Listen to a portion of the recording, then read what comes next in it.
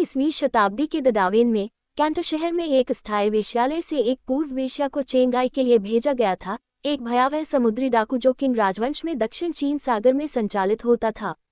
जिन नामों के तहत अब हम उसे जानते हैं, उनमें से एक चिंगशी का अर्थ है चेंग की विधवा, लेकिन वह विरासत जो उसने बहुत पीछे छोड़ी वह उसके पति से अधिक थी।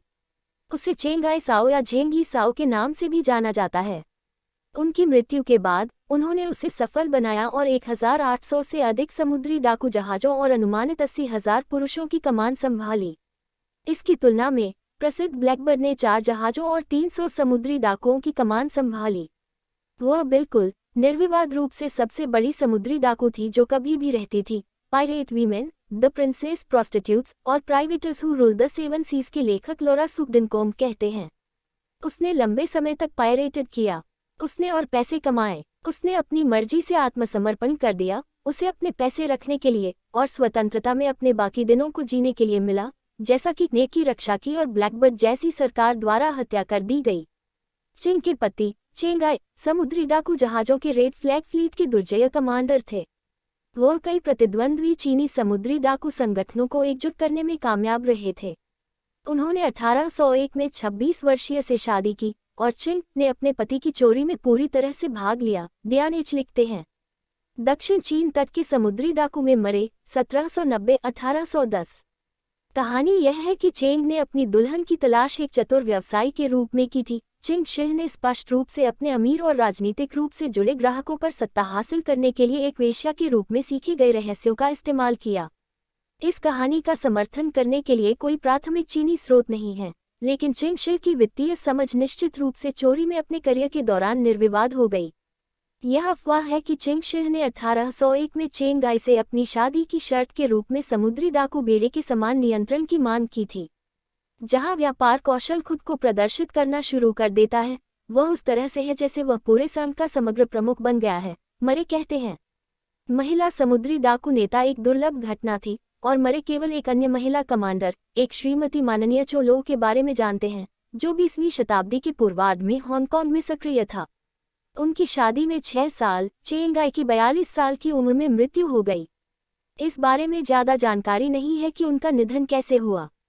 कुछ खातों से संकेत मिलता है कि वह सुनामी से समुद्र में मारा गया था, जबकि अन्य ने कहा कि वियतनाम में उसकी हत्या कर दी गई थी। परिस्थितियों के बावजूद उनकी मृत्यु ने चिंग शिह को एक अनिश्चित स्थिति में छोड़ दिया। उनके पति के दत्तक पुत्र और उत्तराधिकारी चेउंग पो तसाई मूल रूप से रेड फ्लैग फ्लीट के विरासत नियंत्रण के लिए एक थे। हालांकि चेउंग पो तसाई चिंग शिह के सौतेले बेटे से अधिक था। युवा मछुआरे भी उसके पति के प्रेमी थे। हालांकि एक दत्तक पुत्र और उसके पिता के बीच एक यौन संबंध असामान्य लग सकता है, लेकिन गोद लेना पूरी तरह से जगह से बाहर नहीं था। पश्चिम के विपरीत वयस्क गोद लेने का अभ्यास अक्सर चीन में किया जाता था ताकि आगे की बातचीत के लिए रिश्तेदारी के आधार को स्थापित किया जा सके, विशेष रूप से एक व्यवसाय या शिष्यत्व के प्रकार। मरे कहते हैं, चेंगाई एक किशोर मछुआरे के बेटे को गोद लेना भी सामान्य से बाहर नहीं था। उद्धरण चिन्ह उद्धरण चेंगाई की मृत्यु के कुछ हफ्तों के भीतर चिंग शिह ने चेउंग पो को अपने प्रेमी के रूप में लिया था। अंततः शादी के माध्यम से रिश्ते को मजबूत किया। जल्द ही वह खुद को सत्ता में वापस लाने में कामयाब रही और रेड फ्लैग फ्लीट का नेतृत्व प्राप्त किया। एक विशाल समुद्री डाकू बेड़े की कमान में एक महिला, चिंग शिह ने उसके लिए अपना काम काट दिया था। समुद्री डाकू जहाज़ों में अक्सर कुछ महिलाएं होती थीं, लेकिन ये स्पष्ट नहीं है कि वे किस हद तक समुद्री डाकू का अभ्यास कर रहे थे या नहीं कर रहे थे। मरे कहते हैं, पश्चिम के विपरीत दक्षिण चीन में महिलाओं को जहाज पर चढ़ने या किसी भी डर से कोई कलंक नहीं लगा था कि यह जहाज के लिए दुर्भाग्य है। फिर भी किसी के लिए भी यह आसान नहीं होगा। बहुत कम समुद्री डाकू की विधवा इतने सारे डाकू को नियंत्रित करने के लिए। रिचर्ड ग्लासपोल नाम के एक ईस्ट इंडिया कंपनी के कर्मचारी को सितंबर 1809 में चिंग शिह के समुद्री डाकुओं ने पकड़ लिया था और उसी साल दिसंबर तक आयोजित किया गया था। अध्यादेश के अपने खाते में उन्होंने अनुमान लगाया कि चिंग शिह की कमान के तहत 80,000 समुद्री डाकू थे और कुछ 1000 बड़े जंक और 800 छोटे जंक और रोबोट थे। चिंग शिह ने कानूनों के एक कोड का उपयोग करके समुद्री डाकुओं के अपने विशाल बेड़े को एकीकृत किया।